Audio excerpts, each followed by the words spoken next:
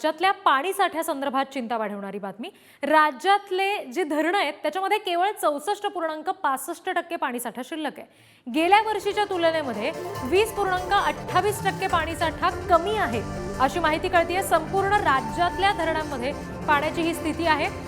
केवळ 64.65% इतकाच पाणीसाठा शिल्लक आहे। त्यामुळे पाणी जपून वापरावं असं आवाहन सातत्यानं केलं जात आहे।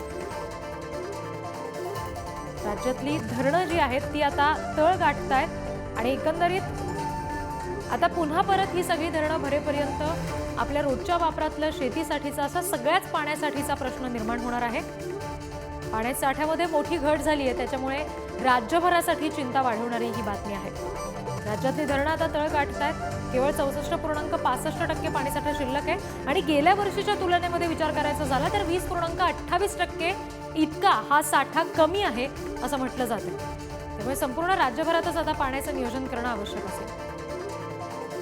छगन जाधव यांच्याकडून या संदर्भातले अपडेट्स आपण घेणार आहोत। छगन, आपण बघतोय की संपूर्ण राज्यभरातल्या धरणांचा हा प्रश्न जर निर्माण होतोय तर प्रशासनानं काय नेमक्या सूचना नागरिकांसाठी जारी केलेल्या आहेत?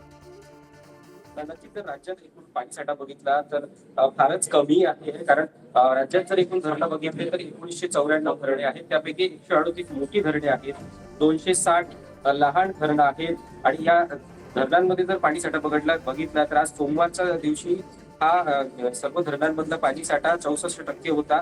म्हणजेच 929 टीएमसी पाणीसाठा जो आहे तो आता सध्या शिल्लक आहे। गेल्या वर्षीच्या तुलनेत हा पाणीसाठा कमी आहे। 89.16% पाणीसाठा शिल्लक सध्या आहेत। गेल्या वर्षीच्या तुलनेत यामध्ये 20% घट झाल्याचं चित्र आपल्याला या ठिकाणी पाहायला मिळत आहे। जी छगन, धन्यवाद दिलेल्या सगळ्या माहितीसाठी।